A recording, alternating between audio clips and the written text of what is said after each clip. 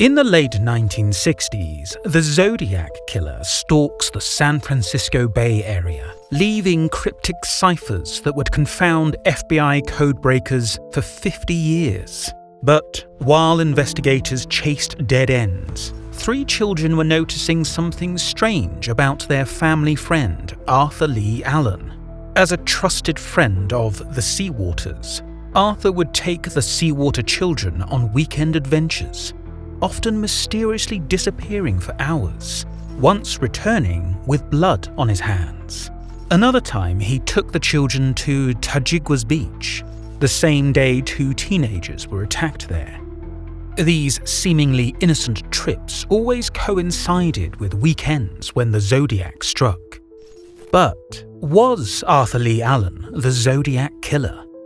This is the story of a teacher who charmed his way into a vulnerable family's life just as one of California's deadliest manhunts began. And the clues hidden in the memories of 3 children who didn't realize what they were witnessing. The Zodiac Killer is a name that has haunted the San Francisco Bay Area for decades. Between December 1968 and October 1969, the Zodiac committed at least 5 confirmed murders. His attacks were random and calculated, leaving couples on quiet roads and spreading terror throughout the community. But it wasn't just his crimes that terrified people, it was his game.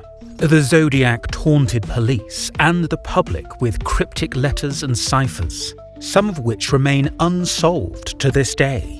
He claimed responsibility for his crimes and threatened to keep going if his demands weren't met. At one point, he even vowed to blow up a school bus.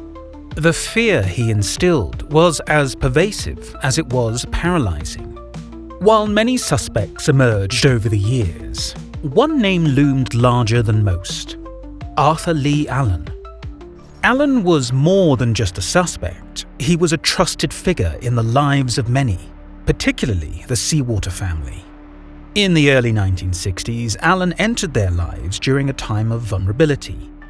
The Seawater children were dealing with the absence of their father, who was in a mental institution. Allen stepped in, filling the void as a father figure and earning the trust of their mother, Phyllis. He brought gifts, shared meals, and took the children on memorable outings, from clamming trips to movie nights. But beneath the surface of Allen's charm lay a sinister darkness that would later cast suspicion on him as the Zodiac Killer. Arthur Leigh Allen's seemingly kind exterior masked troubling behavior that, in hindsight, painted a picture of danger. The Seawater children recalled unsettling incidents during their time with him. On trips, Allen would sedate them, leaving them groggy and confused. He would vanish for hours, only return looking disheveled and, in one instance, with what appeared to be blood on his hands. One particularly disturbing memory involved Allen taking the children near Tajigua's beach in 1963. Coinciding with the double homicide of Robert Domingos and Linda Edwards, Allen left the children to play while he disappeared into the wilderness. Hours later, he rushed back, visibly flustered, and drove them home in a hurry. The Seawater siblings couldn't have known it at the time, but that same day, 2 teens were killed nearby. Allen's behavior toward the Seawater children also crossed other disturbing boundaries. In later years, David claimed that Allen sedated them as children and confessed to inappropriate actions involving his sister Connie. Despite these accusations, their mother, Phyllis, stood by Allen, refusing to believe he was capable of such acts. These red flags were often dismissed as quirks of Allen's personality. The children, too young to understand the gravity of his actions, normalized his behavior. Even when the Zodiac case gripped the region, Allen's connection to the Seawater family shielded him from suspicion in their eyes. The lesson here is clear. Red flags should never be ignored.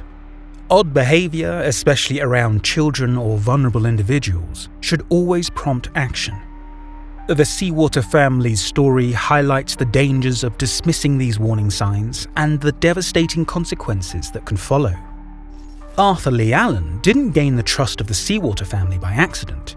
He worked at it, using charm and generosity to create a bond that would blind them to his darker side. Allen was attentive and giving. He brought gifts for the Seawater children, from treats to small tokens that made them feel special. He wasn't just a family friend, he was a helper, pitching in with household chores and easing the burden on their mother. To the children, Allen was larger than life, a father figure who treated them like royalty. As a schoolteacher, Allen carried an air of authority and credibility.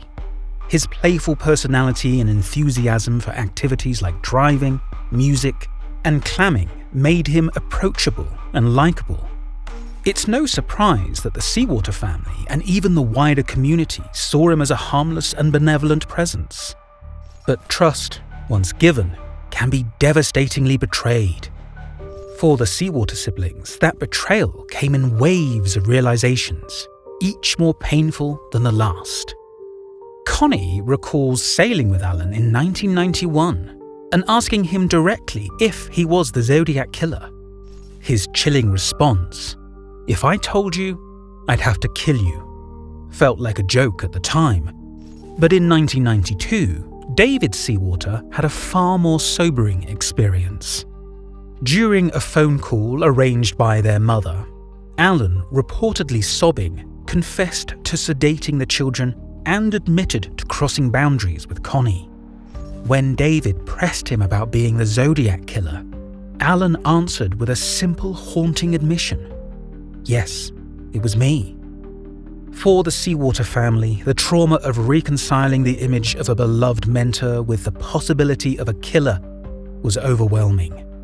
How do you process the idea that someone you once loved and trusted may have been capable of such darkness? This brings us to our second lesson, balancing trust with skepticism. While it's essential to build relationships and trust others, it's equally important to remain cautious, especially when it comes to figures of authority or those with access to vulnerable individuals. The Seawater family story reminds us that blind trust can sometimes come at a terrible cost. The story of Arthur Leigh Allen and the Zodiac offers lessons that extend far beyond this case. It forces us to confront the uncomfortable reality that appearances can be deceiving. Allen was able to maintain a facade of trustworthiness for so long because of societal perceptions of trusted figures. As a teacher and family friend, he was granted a level of trust that shielded him from suspicion, even when his behavior raised alarms. We often assume that danger looks like the stereotypical villain, someone distant, cold, or obviously untrustworthy. But the Zodiac case teaches us to look deeper, to question behaviors and actions, even when they come from those we hold in high regard. Allen's ability to navigate relationships while allegedly hiding his crimes highlights how our biases about trust can blind us into danger.